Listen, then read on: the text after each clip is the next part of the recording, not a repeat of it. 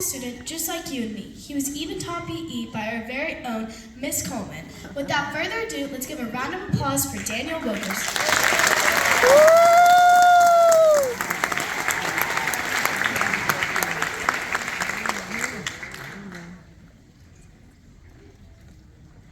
Watch out for these guys. Coming for my job. I think this is on. Good evening, everyone. Good evening. For some reason, when I was sitting in that chair looking at all of this, I was thinking about those booths that you have outside the classroom. Do you still have those now? Where they can see, people can see in, but you can't see out? Well, my mother, who is here, she's sitting right next to Mrs. Whitney, who was my 6th grade teacher, and of course, Miss Coleman had just started.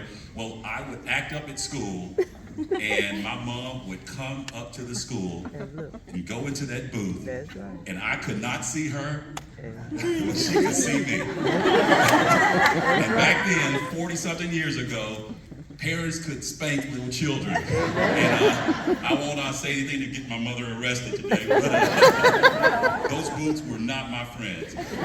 Let me first be the first to say on behalf of the entire Fox 13 News team, Good Morning Memphis anchors, as well as Noon, Midday, 5, 6, 9, and 10, congratulations to the class of 2024 of Campus School.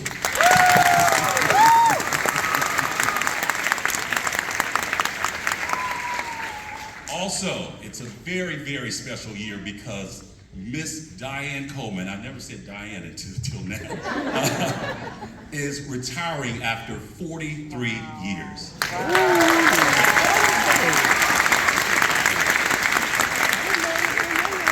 As I mentioned, my mother's in the audience today, along with Lillian Whitney. Mrs. Whitney was my 6th grade teacher, of course. Miss Coleman was the PE teacher. I don't know whether Miss Van Dyke is here or not. She was a music teacher at the time. So I tell you, I cannot tell you how much those teachers helped me. We're going to talk a little bit about Miss Coleman here in just a second. But back to the class of 2024. Back when I was in campus school, you graduated in the 6th grade, but it's now 5th graders. So when I look back on my time at campus school, it is like a fairy tale. To this day, I have dreams that I'm running through the halls of campus school. I don't know where I'm running to, certainly not those booths, but I'm running some kind of way. And I will tell you now that your time at campus school, you will look back at it and it will be like a fairy tale. It will be like a dream. You don't know it yet. You probably don't know the extent of it, but campus school has set you up in a way that you can succeed. Now, success doesn't come by chance. As you go to middle school now, it will not be like campus school. You will not, it's not very likely you'll be as nurtured. They won't hold your hand as much, right? So you will have to do a lot of things on your own. But hopefully, what you have learned at the campus school will prepare you or has prepared you for middle school. So, growing up, I didn't know anyone that was on television, right? But I got all my training from a campus school. I had wonderful parents, a mom and a dad in the home. And so you are probably like me. Your success will very likely take you to places that no one in your family has ever been. But it's the training from the campus school and the training that you will get from the schools that you attend after this that will stay with you. So this is what I know. And I want you to listen to this. Always do what is right. No matter how hard it is, no matter how difficult it is, no matter if not doing what's right seems easier, always do what is right. Also, always tell the truth. It's not always easy to tell the truth. Sometimes it's easier to tell a little lie, right? But always tell the truth. When you go into an environment, leave that environment better than you find it. And sometimes, you know, it's something really small. I try to do it when I go into the restroom at the news station. Sometimes it's as small as picking up a piece of paper that you did not put down, right? Leave the environment better than you found it. Be of service to others. One of the things that, if I had to go back, that I probably would redo, I always thought that to be of service to others, meaning to help others, that I had to get to a certain point. I had to get to a certain grade. I had to get to a certain school first, or make a certain amount of money, be in a certain position so I could help a lot of people. But what I didn't realize is we can help people at any stage in the game. You as fifth graders right now, you can help people, right? And you probably do.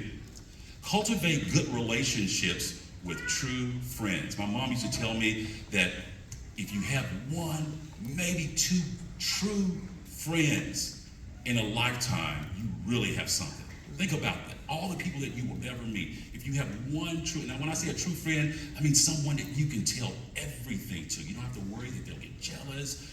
You know that they have your best interests at heart. Always cultivate those relationships. This is a big one for me.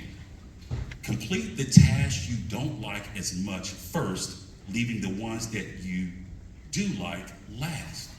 And I don't know why that works, but for me that works, because there are things, when I look at a task, I have these things and I say, okay, I need to do this, this, this, at work, you know? There's certain parts of my job that I love, and there's certain parts that, you know? Do the things that you don't like as much first, because you'll reward yourself along the way, right? This is another one. Work just as hard on the small jobs as you do on the big jobs. My mother, Renee, out there always tells me, if you can't fry the little fish, you'll never be able to fry the big fish, right? For a long time, I didn't know what that meant, but I had one of those mothers that just would, while she's driving, just would tell you the oddest things and the most random, you know. Half the time we probably weren't listening, but we heard some of it, right? All right, so keeping that in mind, and your theme, right, is this is us moving up. What are the things that are going to really take you far? Thinking about doing those hard things first.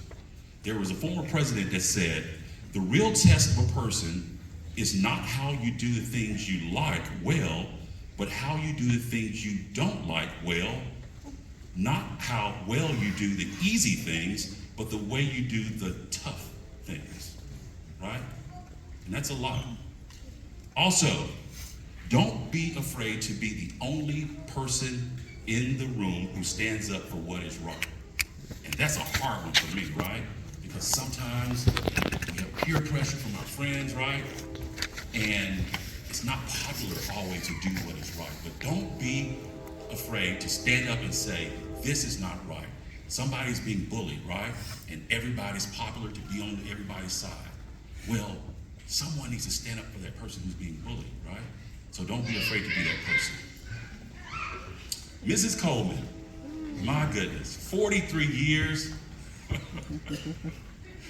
I saw a picture of you on the campus Facebook page that we have, and you were with that parachute, and somebody was talking about the song that we performed. I think it was over in the field house. But 43 years. You know, I think it was Dr. Maya Angelou that told Oprah Winfrey. Oprah was talking to her about what her legacy was going to be. And Dr. Maya Angelou told her, she said, your legacy will likely not be all the things you think they're going to be, all the things you've done. Your legacy, child, will be the lives that you have affected. And when I think about Miss Coleman and 43 years, I came to the University of Memphis Campus School in, I believe, 1980 or 81. And we all thought that Miss Coleman had been there. We didn't know that she was pretty new. But think about all of the lives, Miss Coleman, that you have touched. You have touched tens of thousands of lives. These are just a small fraction of the lives that you have touched. So congratulations on your retirement. And like I said, you have added to that dream I have of running through the halls and it just being a fairy tale. Campus school was a fairy tale. You have something very special here. So, in closing, I want to say this to the class of 2024 fifth graders. Don't be afraid to fail. I talk about Oprah Winfrey all the time. I love Oprah, right? She was talking to Steve Harvey, I think it was, one time. And she said, you know, if you look at this room, you look at the most successful people in this room, those people are likely the ones who have failed the most, right? Because you do not succeed unless you fail. You try to learn from those lessons, you get up and you keep going, right? So, fifth graders, graduates, as you get ready to go to middle school, there will be tough times, as I said. It will not be like campus school. You'll probably go to a great school, but it's going to be a little different, right? I want to leave you with these words of a former president who said this as well. He said, "Only if you've been in the deepest valley can you know how magnificent it is to be on the highest mountain." Congratulations.